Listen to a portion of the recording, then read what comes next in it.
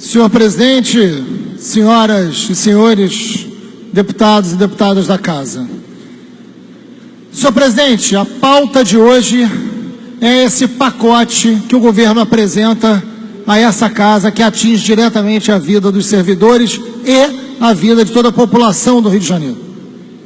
Primeiro, presidente, quero dizer que não sou dos mais animados com a medida dessa casa de devolver um dos projetos que diz respeito à questão dos 30%. Porque, na verdade, é o famoso bode na sala. É um projeto horroroso, é um projeto covarde, e você pega uma parte desse projeto que jamais deveria ter dado entrada aqui e devolve. Mas o resto que fica, primeiro, não resolve a questão da crise econômica. E segundo, direciona o corte a um único setor da sociedade, que é a população mais pobre. É uma faca que só corta de um lado, do outro ela é cega. É isso que se trata. Primeiro, esse governo esperou o resultado da eleição para apresentar o projeto. Não apresentou antes com medo do resultado eleitoral, foi irresponsável. Segundo, apresenta esse projeto sem um debate prévio no conjunto da sociedade. Joga um projeto para a Assembleia Legislativa, que é um projeto que altera completamente a vida de servidor público aposentado e a população mais pobre do Rio de Janeiro, e fala, discute na Assembleia, mas não tem o plano B. O governador vai a público dizer isso. Evidente que os ânimos ficam acirrados. Não poderia ter outro efeito que não uma pressão brutal sobre a Assembleia Legislativa. E essa casa tem sim que suportar pressão. Agora, esse governo deveria ter debatido antes. Devia ter chamado os líderes, devia ter chamado os sindicatos, devia ter chamado os servidores e a população atingida antes de apresentar, porque certamente teria evitado uma série de questões graves na vida dessas pessoas e na própria ação do parlamento. Mas não fez isso. Não fez isso porque não tem compromisso, porque é um governo perdido. E a Assembleia Legislativa, ela precisa responder ao conjunto da sociedade. Não interessa que esse erro do governo. Tem que receber a liderança e conversar. A situação ficou mais tensa do lado de fora quando chegou a notícia de que não haveria o atendimento às lideranças do movimento. E aí explode a tensão lá fora. Então a gente precisa entender também que é muito ruim quando se dá uma notícia dizendo já temos maioria para aprovar o projeto. Isso é muito ruim também, isso é inconsequente também. Isso aumenta a tensão do lado de fora. Precisa ter responsabilidade aqui dentro também, não é só nesse governo. E aí, senhor presidente, eu quero dizer o seguinte, esse projeto é uma das coisas mais, esse pacote é uma das coisas mais covardes que eu já vi.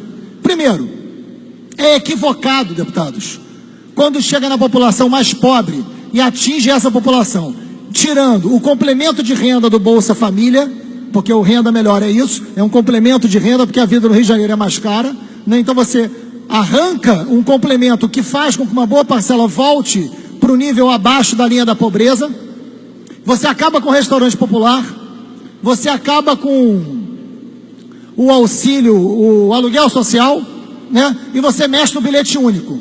São medidas, pelo menos 4, que atingem diretamente a população mais pobre, como se tivesse ali o problema da economia do Rio de Janeiro.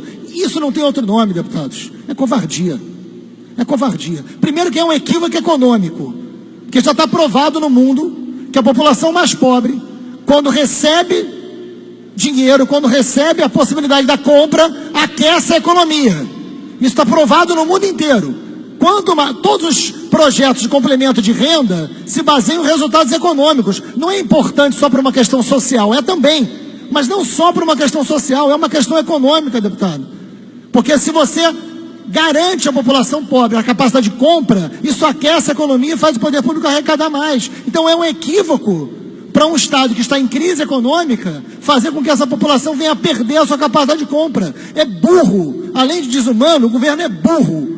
É disso que a gente está dizendo. Essa medida é uma medida equivocada, além de desumana, porque joga uma parcela enorme para baixo da linha da pobreza, sem nenhuma consequência. Qual é o valor que o Estado vai economizar com isso?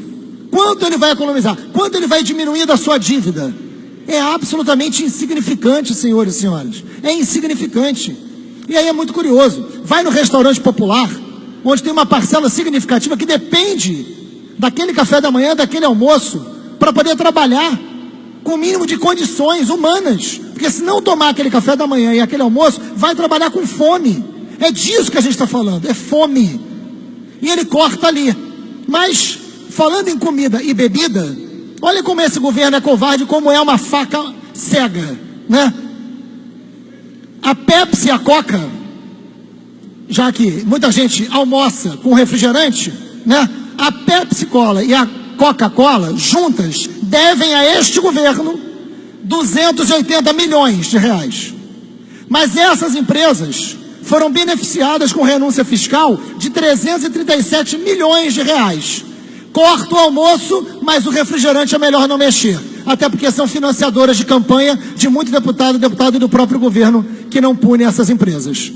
Então vai na comida do pobre, mas não vai no refrigerante que financia a campanha. É disso que a gente está falando. É covarde. Esse governo é covarde. O PMDB é covarde. É disso que a gente está falando aqui. Por isso que está explodindo a rua do Rio de Janeiro. Porque as pessoas não têm que entender isso. Não são obrigadas a entender isso. Não se justifica dano ao patrimônio, não se justifica nenhum tipo de violência, é evidente. Mas isso é violência. Isso é violência. E não é só. E não é só. A Ambev, para continuar dizendo das bebidas que acompanham certos banquetes, né? A Ambev tem de dívida 527 milhões de reais com este governo. E obteve de renúncia fiscal 252 milhões no período de 2008 a 2013. Né? 2008 a 2013, sabem de que governo eu estou falando. Tem renúncia fiscal. Empresas que são devedoras têm renúncia fiscal. Vamos resolver o problema econômico? Vamos ver a dívida ativa do Estado. Quem está devendo? Tem empresa que deve que está ganhando renúncia fiscal. Não pode. Não pode. Mas prefere tirar o restaurante popular. Mas prefere aumentar o bilhete único. E não vai no empresário de ônibus. Aumenta o bilhete único, mas não mexe na isenção do empresário de ônibus. Porque é uma faca cega. Só vai de um lado. Porque não mexe em quem financia a campanha. É disso que a gente está falando. Como pedir compreensão? Como pedir compreensão? Tem que ter diálogo, isso tem que ser discutido antes. E não foi. Tem uma lista gigantesca de isenções aqui, de empresas que são devedoras. Uma das formas que tem de solucionar o problema econômico é mexer na dívida ativa. A outra é da dívida que o Estado tem com a União, que cá entre nós já está mais do que paga. Por que não faz uma auditoria da dívida do Estado com a União? Por que não faz? Como deveria fazer uma auditoria de todos os benefícios. O problema é que se fizer auditoria dos benefícios, não é só o Cabral que não vai passar o Natal em casa, não. Tem mais gente. Tem mais gente. Porque eu acho difícil que o ex-governador Sérgio Cabral passe esse Natal em casa. Acho difícil. Mas se fizer uma auditoria dos benefícios, talvez esse Natal tenha outras ausências. Não só do Cabral. É disso que a gente está falando. É uma pouca vergonha. Então a gente tem que fazer um debate à luz do que significa isso. É covarde. E o aumento de ICMS para luz vai punir quem? Né?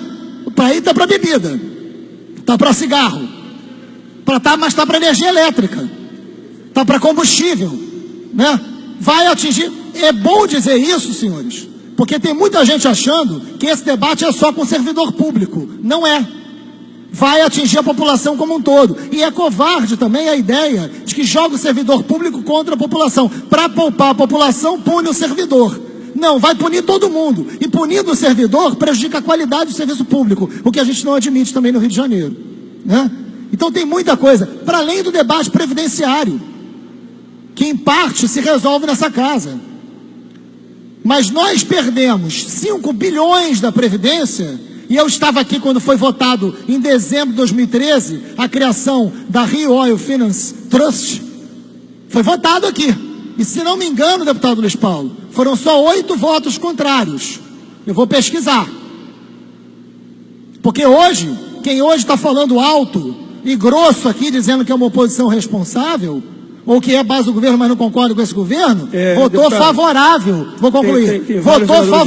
Por favor. Vou concluir. Votou favorável à criação dessa empresa, que é muito responsável pela precariedade e por tudo que a gente está vivendo hoje no Rio Previdência. É importante ter memória na hora de falar alto nesse microfone. A gente vai catar isso, a gente vai cobrar a coerência do parlamento e do governo. Agora, tem gente que não vai passar o Natal em casa. Vamos ver, falta pouco para chegar a dezembro. Obrigado. Próximo.